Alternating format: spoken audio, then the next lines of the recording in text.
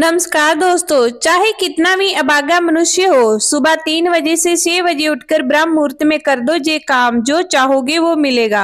एक समय की बात है, माता पार्वती ने भगवान शिव से पूछा, स्वामी मैंने देखा है कि चाहे कितना भी अभागा मनुष्य हो, अगर वो सुबह के समय ब्रह्म मुहूर्त में उठता है तो वो सुखी रहता है। ऐसा क्यों है? मुझे ब्रह्म मुहूर्त का रहस्य बताइए। तब भगवान शिव ने कहा, हे देवी, मैं आपको इस प्रश्न का उत्तर एक कथा के माध्यम से बताऊंगा। कृपया आप इस कथा को ध्यान पूर्वक सुनना, और जो भी मनुष्य इस कथा को पूरा सुनेगा तो वो कभी भी इस अवसर को अपने हाथ से जाने नहीं देगा। ब्रह्मा मुहूर्त का रहस्य जानकर पूरा जीवन बदल जाएगा। भगवान शिव कथा को सुनाना प्रारंभ करते हैं और माता पार्वती से कहते हैं, बहुत समय पहले की बात है, काशी में दीनू नाम का एक लड़का रहता था। वो लड़का बहुत ही अच्छा था, लेकिन उसकी एक गलत आदत थी। वो देर तक सोता रहता था। सुबह उसे जगाने के लिए घर वाले कई प्रयास करते थे, परंतु वो रोजाना सुबह देर तक उठता था। वो लड़का कभी भी 9 बजे से पहले नहीं उठता था। जब वो बालक था तब परिवार वालों ने सोचा कि जब ये बड़ा हो जाएगा तो इसकी आदत में सुधार हो जाएगा, परंतु वो लड़का जैसे जैसे बड़ा होता गया उसकी ये आदत और भी ज्यादा गहरी होती चली गई। दुनिया इधर से उधर हो सकती थी, लेकिन वो लड़का कभी भी जल्दी नहीं उठ पाता था। उसके पिता उसकी इस आदत से बहुत ज्यादा परेशान रहने लगे थे। उस लड़के को ढेरों नकारात्मक शक्तियों ने घेर लिया। वो सभी को पलट कर जवाब देता था और दिन भर उदास रहता था। इसका असर उसके स्वास्थ्य पर भी पड़ रहा था। जब उस लड़के को ये पता लगा कि उसके सारे मित्र सफलता को प्राप्त कर चुके हैं, तब वो और भी ज्यादा चिंतित हो गया और ईश्वर को कोसने लगा। वो बार बार यही कहता था कि मेरी किस्मत ही खराब है, परंतु उसके पिता अच्छी तरह से जानते थे कि उस लड़के के असफल होने के पीछे क्या कारण है। भगवान शिव ने कहा, हे देवी, फिर एक दिन की बात है, उसके पिता को किसी सन्यासी के बारे में पता चला, तो वो तुरंत अपने बेटे की समस्या को लेकर उस सन्यासी के पास जा पहुंचे और सन्यासी को बड़े ही विस्तार से अपने बेटे की आदतों के बारे में बताया। फिर सन्यासी ने कहा कि कल आप अपने बेटे को इस आश्रम में आने को कहना। फिर उस लड़के का पिता अपने घर की ओर चला गया। उसे पता था कि अगर वो सीधे तरीके से अपने बेटे को सन्यासी से मिलने के लिए कहेगा तो वो कभी तैयार नहीं होगा। उसने अपने बेटे को अपने पास बुलाया और कहा, तुम्हारे सारे मित्र जीवन में सफलता प्राप्त कर चुके हैं, क्या तुम सफल नहीं होना चाहते हो? लड़के ने उत्तर दिया कि जरूर पिताजी, परंतु जब भी मैं अपने मित्रों से उनकी सफलता का रहस्य पूछता हूँ तो वो मुझे कुछ नहीं बताते हैं। भगवान शिव ने कहा, हे देवी, फिर उसके पिता ने कहा कि मुझे ये रहस्य पता चल गया है कि वो सभी क्यों सफल होते जा रहे हैं। तब उस लड़के ने बड़ी उत्सुकता से पूछा, क्या पता चल गया है पिताजी? कृपा करके आप मुझे बताइए। उसके पिता ने कहा कि कल सुबह तुम्हें एक सन्यासी के आश्रम में जाकर उनसे मिलना है। यदि तुम वहां पर समय से पहुंच गए तो वो सन्यासी तुम्हें ऐसा मंत्र बताएंगे जिससे तुम सफल हो जाओगे, परंतु एक समस्या है। लड़के ने पूछा, क्या समस्या है? पिता ने कहा कि जब तक तुम सो कर उठोगे तब तक सन्यासी से मिलने का समय समाप्त हो जाता है। भगवान शिव ने कहा, हे देवी, फिर उस लड़के ने कहा कि पिताजी, मैं कल पूरी रात जागता रहूंगा और सुबह सन्यासी से मिलकर आऊंगा। उसके पिता ने कहा कि ठीक है, तुम वहां जाकर उस सन्यासी की आज्ञा को मानना। पिता की बात सुनकर वो लड़का बहुत अधिक खुश हुआ। जीवन में पहली बार रात्रि में वो जागता रहा, परंतु थोड़े ही समय में उसे नींद आ गई और वो सो गया। फिर अगली सुबह जब वो उठा तो उसे पता चला कि सन्यासी से मिलने का समय समाप्त हो चुका था। उसके पिता ने लड़के की तरफ देखा और कहा कि तुम जीवन में कभी सफल नहीं हो पाओगे, जाओ और जाकर सो जाओ। पिता की ये बात सुनकर उस लड़के को बहुत दुख हुआ। उसने मन ही मन स्वयं को चुनौती दी कि कल सुबह वो सन्यासी से मिलने अवश्य जाएगा। उसने अपने पैर में एक छोटा सा घाव बना लिया, जिससे दर्द के कारण उसे रात भर नींद ही नहीं आई। भगवान शिव ने कहा, हे देवी, ये ऐसा पहला अवसर था जब उसने अपने जीवन में पहली बार सूर्य उदय देखा था। वो तुरंत ही तैयार होकर सन्यासी से मिलने के लिए चला गया। आज उसका अनुभव कुछ अलग ही था। वो बेहद शांत महसूस कर रहा था। चलते चलते वो लड़का जैसे ही सन्यासी के आश्रम में पहुंचा तो वहां पर उसने देखा कि सन्यासी और उसके सभी शिष्य ध्यान लगाकर बैठे हुए थे।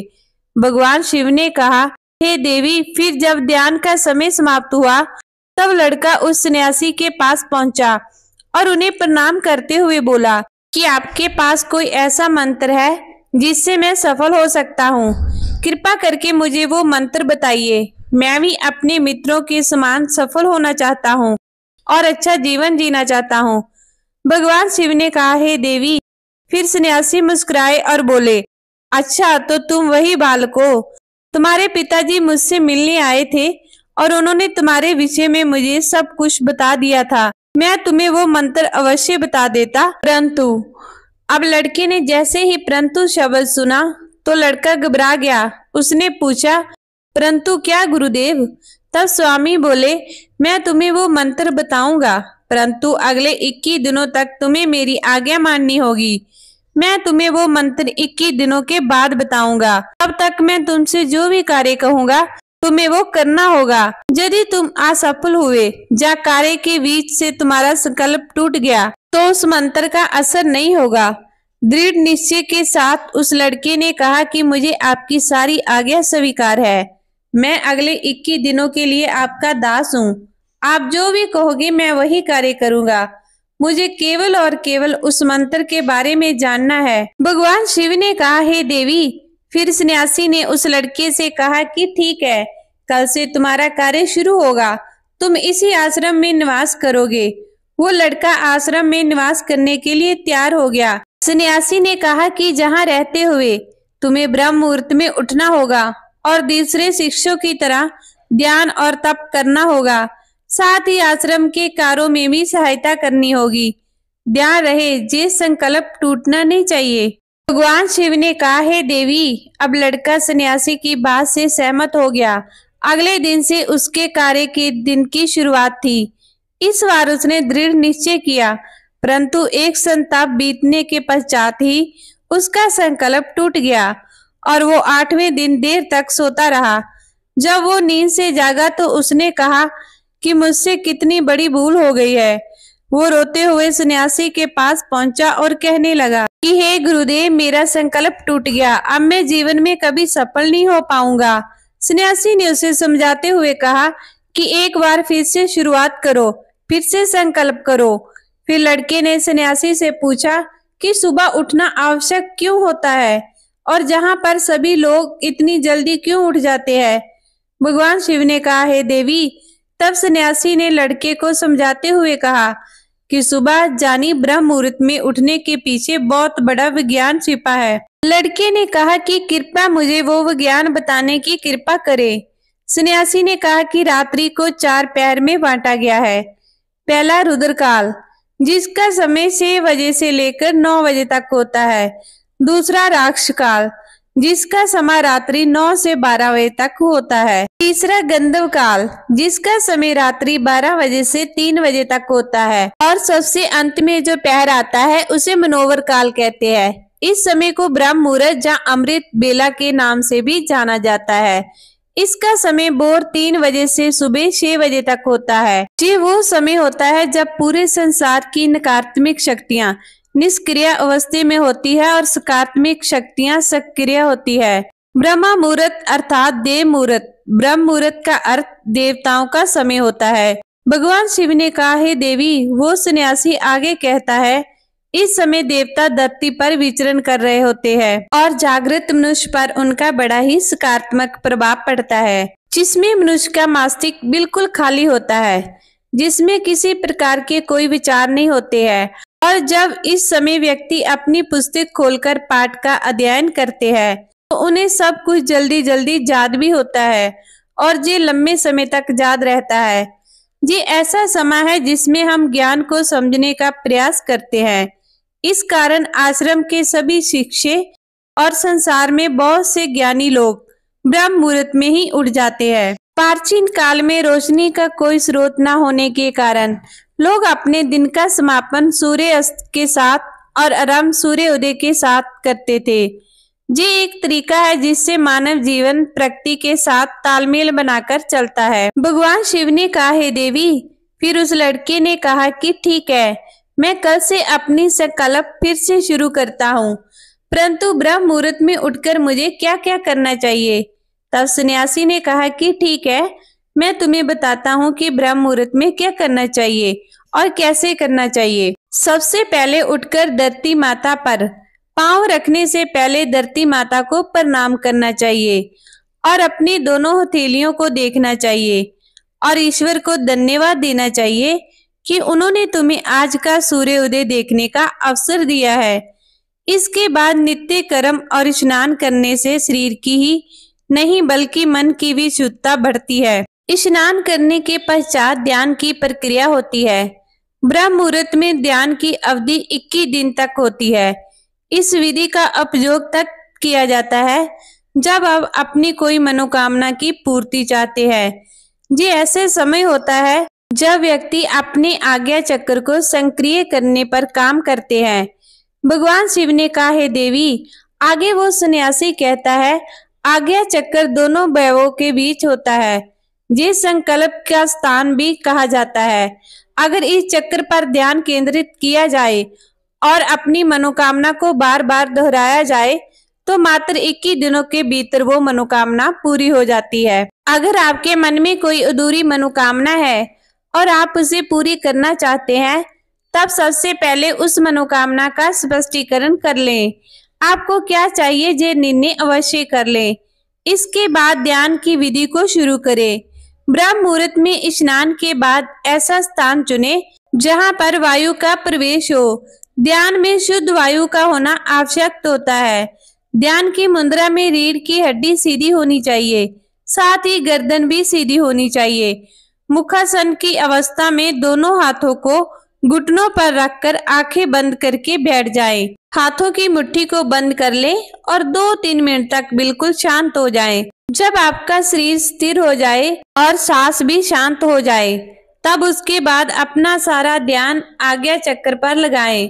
इस दौरान लंबी गहरी सांस लें और सांस को रोक कर रखें।